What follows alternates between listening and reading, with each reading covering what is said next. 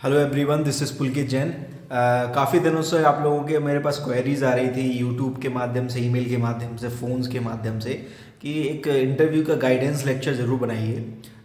तो इस लेक्चर में हम लोग आज डिस्कस करने वाले हैं कि हाउ टू फेस इंटरव्यूज़। हमें इंटरव्यू को कैसे फेस करना है, हमें इंटरव्यू के प्रिपरेशन को कैसे अप्रोच करना है, उसको टारगेट रख के हमने ये वीडियो आज का तैयार किया है। मेनली मेरा फोकस रहेगा कि अभी जो रिसेंट इंटरव्यूज़ होने वाले हैं, चाहे वो एमपीपीएससी के हों या यूपीएससी के, ईपीएफओ के भी कुछ इंटरव्यूज़ अभी पेंडिंग हैं, या और भी डिफरेंट एग्ज़ाम्स के जहाँ भी इंटरव्यू की आवश्यकता होती है, इंटरव्यू कंडक्ट कराए जाते हैं, वहाँ पे आपको ये जो लेक्चर है वो डेफिनेटली आपको हेल्प करेगा। ये थोड़ा सा इंट्रोडक्शन मेरे बारे में, आप चाहें तो इसको पॉज करके देख सकते हैं। अब सबसे पहले जब भी हम इंटरव्यू की तैयारी करते हैं तो हमको इंटरव्यू के समय 4 तरह के क्वेश्चन पूछे जाते हैं, जिनको ध्यान में रख के हमको अपनी प्रिपरेशन प्लान करनी होती है। कि सबसे पहले तो इंटरव्यू बोर्ड आपसे प्रोफाइल रिलेटेड क्वेश्चंस आपसे पूछ सकता है।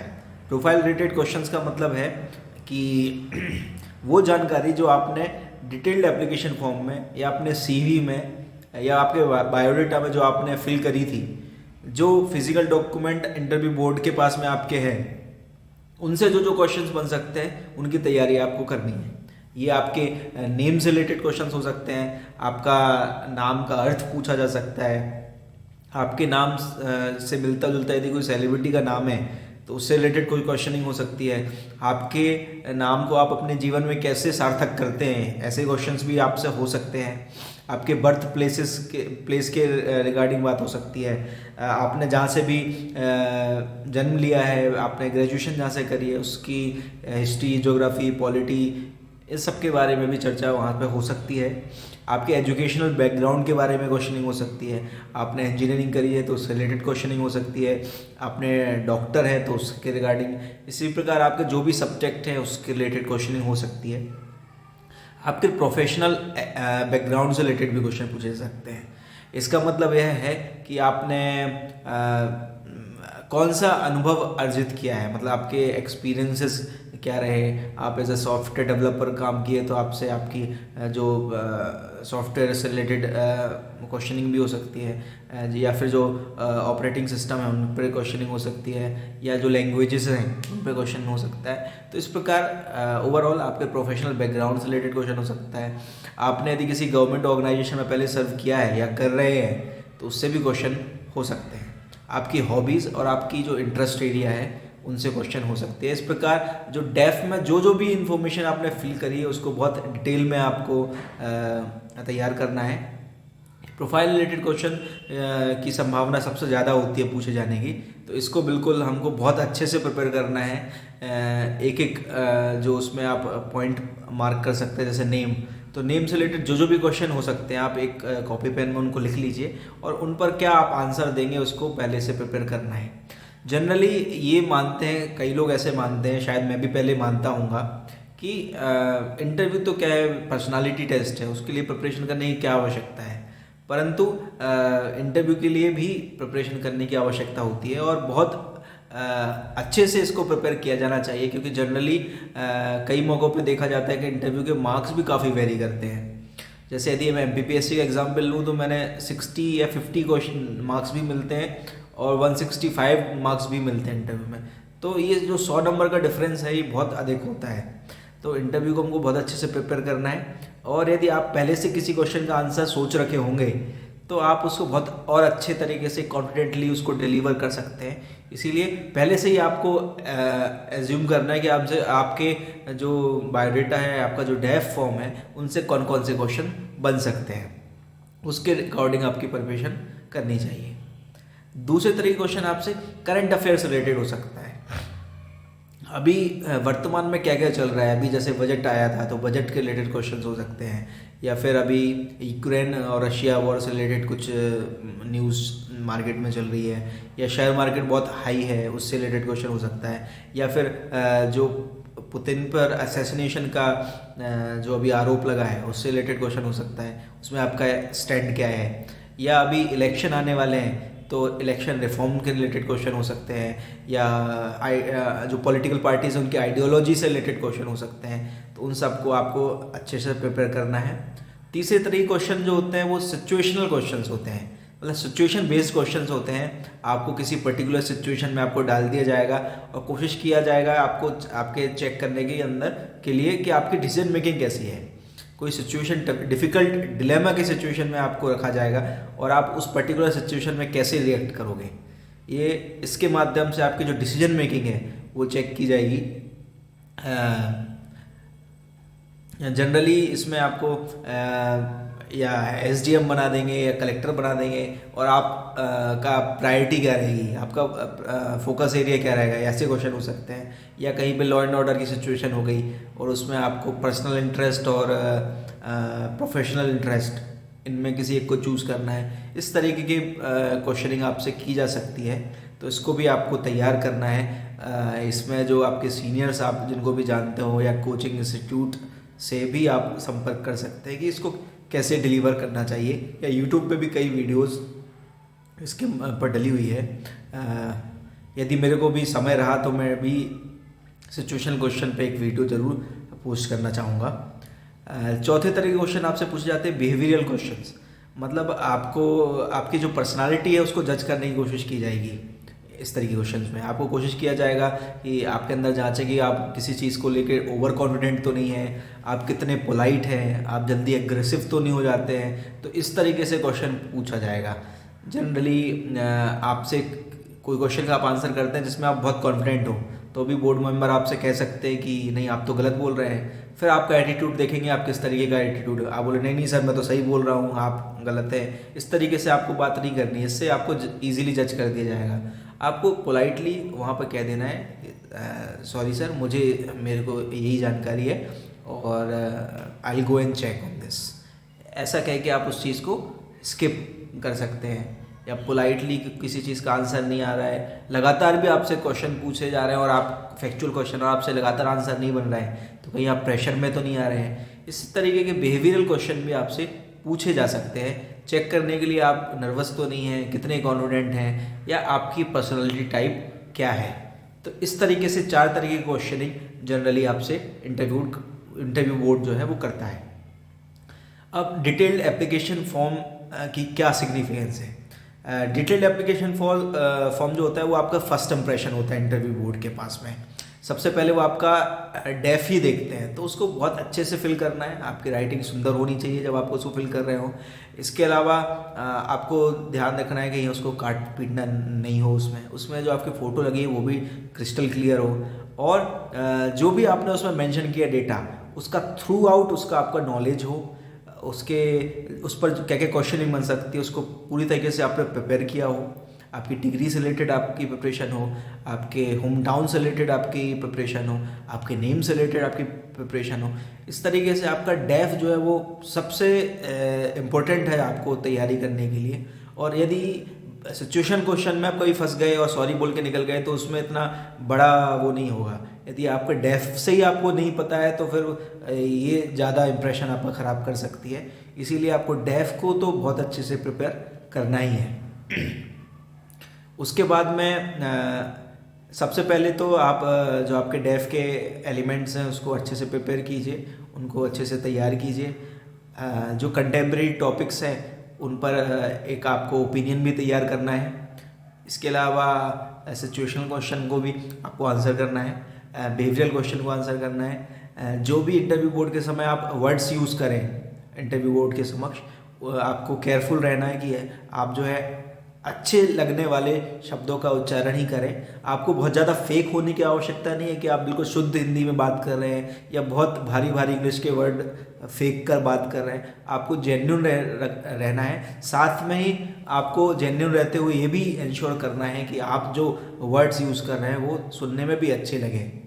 यदि आप किसी पर्टिकुलर बोली के रीजन से आते हैं तो आपको वो बोली नहीं वहाँ बोलना है। आपको कोशिश करना है as far as possible Hindi में, यदि कुछ वर्ड्स इंग्लिश में मिला के इंग्लिश में भी थोड़ा बहुत आप बात करते हैं वो भी चलेगा, लेकिन आपको अच्छा साउंड करने वाले शब्दों का उपयोग उसमें करना है। और डू नॉट लाई, आपको झूठ नहीं बोलना है, किसी भी हालत में आपको झूठ नहीं बोलना है। आपका इंटरव्यू सबसे ज़्यादा यदि बिगड़ सकता है तो झूठ बोलने से बिगड़ सकता है, क्योंकि उससे झूठ बोलने से यदि सामने वाले ने आपको पकड़ लिया तो आपकी इंटीग्रिटी और आपकी ऑनेस्टी पर भी सवाल हो जाता है। तो कुछ भी हो, आपको झूठ किसी भी हालत में नहीं बोल रहे हैं। कमी हर व्यक्ति में होती है, नोबडी इज़ परफेक्ट। यदि आप अपनी गलती को एक्सेप्ट करते हो तो वो भी आपकी एक अच्छी क्वालिटी है।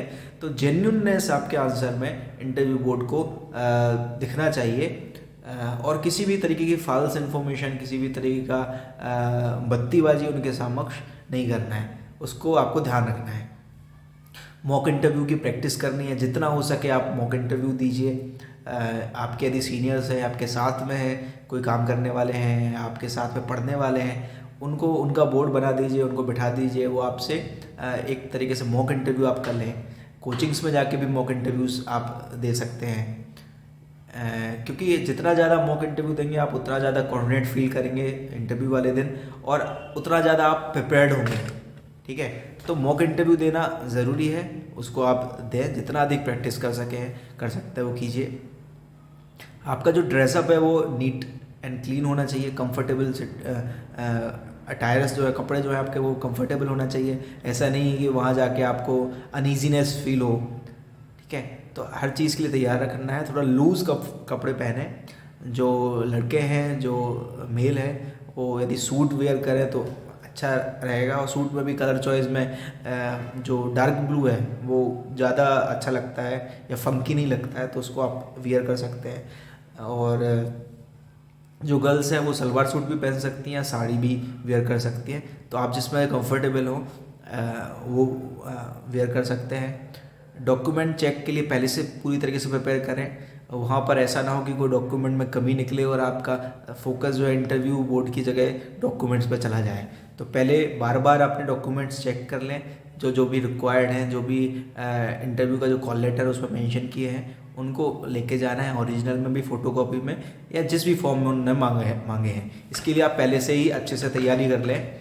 इसके अलावा इंटरव्यू के एक दिन पहले आपको अच्छे से नींद लेनी है, और जनरली सिर्फ इंटरव्यू के एक दिन पहले नींद की ट्राई करेंगे तो वो कई बार नींद आती नहीं है। जैसे मुझे भी नहीं आई थी जब मैंने यूपीएससी का इंटरव्यू दिया था, तो रात को मेरे शायद 3-4 घंटे ही मैं सो पाया था। तो अननेसेसरी स्ट्रेस ना लें, पॉजिटिव रहें पूरे दिन। ज़्यादा लास्ट दिन जो है ज़्यादा पढ़े लिखे ना, सोचने पर ज़्यादा समय उसमें लगाएं, क्योंकि आप जनरली जिन इंटरव्यू क्वेश्चन की तैयारी करके जाते हैं उसमें से कुछ क्वेश्चन ही आपसे उनमें से पूछे जाएंगे, ज़्यादातर क्वेश्चंस तो रैंडम होते हैं। तो उसमें पीस ऑफ माइंड भी ज़रूरी है, एक अच्छी नींद भी ज़रूरी है। तो कोशिश करें कि अच्छी से नींद लें। इसके लिए आप पिछले कई दिन से प्रैक्टिस करें, मतलब ऐसा ना हो कि सिर्फ लास्ट डे ही आप सोने का प्रयत्न कर रहे हैं। डेली आप समय से सो जाइए, समय से उठिए, तो ये रूटीन बन जाएगा, तो शायद लास्ट दिन भी आपको अच्छी नींद आएगी।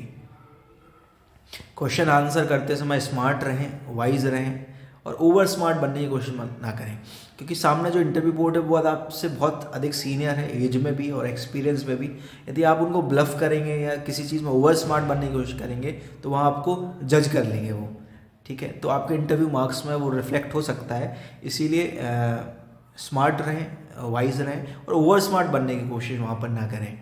एक्ट विथ कॉन्फिडेंस वियर और योर एटीट्यूड, मतलब पूरे कॉन्फिडेंस के साथ में आंसर करें, है ना, लेकिन ओवर कॉन्फिडेंट होने की ज़रूरत नहीं है, ओवर स्मार्ट दिखने की ज़रूरत नहीं है। आप जो भी आंसर करें उसमें कंफ्यूज दिखने की ज़रूरत नहीं है। अपने कॉन्फिडेंस के साथ में आंसर दें और एक पॉजिटिव एटीट्यूड रखते हुए उसको आंसर करने का पूरा प्रयत्न करें। और स्माइल बहुत इम्पोर्टेंट चीज़ है, हमेशा स्माइल करते रहें। जब आप इंटरव्यू बोर्ड को पहली बार अपना चेहरा दिखाएं, मतलब जैसे ही उनके रूम में आप एंटर करें तो सबसे पहले सबको एक प्यारी सी स्माइल के साथ सबको ग्रीट करें, और आई कांटेक्ट भी प्रॉपर उनके साथ हमेशा थ्रू आउट इंटरव्यू जो है मेंटेन करके रखें। इससे बहुत अच्छा इंप्रेशन एक पड़ेगा, और ओवरऑल जो मार्क्स है इंटरव्यू बोर्ड में वो आपकी नॉलेज के लिए नहीं है, ओवरऑल वो इम्प्रेशन के ही है। आपने उन पर कैसा इंप्रेशन छोड़ा है उसके वो टोटल मार्क्स आपको देते हैं। हो सकता है आप ज़्यादा क्वेश्चन का आंसर ना कर पाओ, लेकिन इंटरव्यू बोर्ड आपकी पर्सनालिटी से इम्प्रेस हो जाए और आपको अच्छे नंबर दें, और ये ऐसा देखा भी जाता है। तो स्माइल का अभ्यास कर लें और प्रॉपर फेक नहीं होनी चाहिए, बस स्माइल की प्रैक्टिस करनी है हमको मॉक इंटरव्यूज़ के दौरान भी। तो ये आपको आपकी पर्सनालिटी में ही वहाँ पर रिफ्लेक्ट होएगा। अवॉइड आर्गूमेंट्स, इंटरव्यू बोर्ड के साथ आर्ग्यूमेंट नहीं करना है। वहाँ से आप उनसे आर्ग्यूमेंट जीत कर आप अच्छे नंबर नहीं ला सकते, ठीक है। उनको कन्विंस करके अच्छे नंबर ला सकते हैं। यदि कहीं आप कन्विंस उनको नहीं कर पा रहे हैं तो आर्ग्यूमेंट करने की ज़रूरत नहीं है। आप सॉरी बोलकर या यह कहेंगे कि सर मैं इसको जाके, मुझे लगता है मुझे इस संबंध में और अध्ययन की ज़रूरत है, sir I will go back and check on this, ऐसा कुछ कह के वहाँ से स्किप हो सकते हैं। अननेसेसरी कोई भी आर्ग्यूमेंट करने की ज़रूरत नहीं है। अटेंटिव और अटेंटिव होने की ज़रूरत है और अटेंटिव लगने की भी ज़रूरत है। जो भी क्वेश्चन इंटरव्यू बोर्ड आपसे पूछे जा रहे हैं उसको बिल्कुल ध्यान से सुने और अटेंटिव दिखें भी। अटेंटिव दिखने के लिए आपको उनसे आई कांटेक्ट प्रॉपर मेंटेन करके रखना है। और कई बार ऐसी नौबत नहीं आनी चाहिए कभी भी कि उनको कोई बात रिपीट करने पड़े।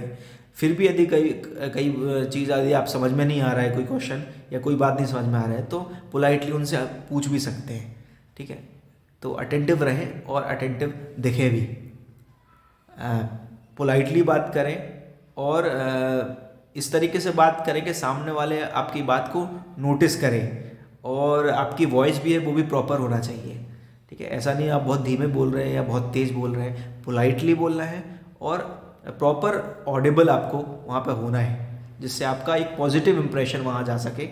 और एम्प्टी जेस्चर्स को अवॉइड करें। कई बार हम कोई क्वेश्चन हमसे पूछे जाता है या चर्चा के दौरान हम किसी चीज़ में ब्लैंक हो जाते हैं, तो ऐसा कोई जेस्चर ना दें जिससे आप एम्प्टी लगें किसी मैटर के बारे में, कि आपको उसके बारे में कुछ भी नहीं पता है। यदि आपको किसी चीज़ को डिनाई भी करना है कि सॉरी सर मुझे इसके बारे में जानकारी नहीं है, तो आपके चेहरे से लगना नहीं चाहिए कि आप बिल्कुल ही उसके बारे में एम्प्टी हैं, कोई आपको उसके बारे में कुछ भी अता पता नहीं है, ठीक है। ये उनको वैसे जाना चाहिए कि हमें इसके बारे में पता है लेकिन इसके बारे में हमने अभी तक कोई ओपिनियन तैयार नहीं किया है या इस संबंध में थोड़ा और स्टडी की ज़रूरत हमको ये है। इस तरीके का एटीट्यूड सामने वाले के सामने जाना चाहिए।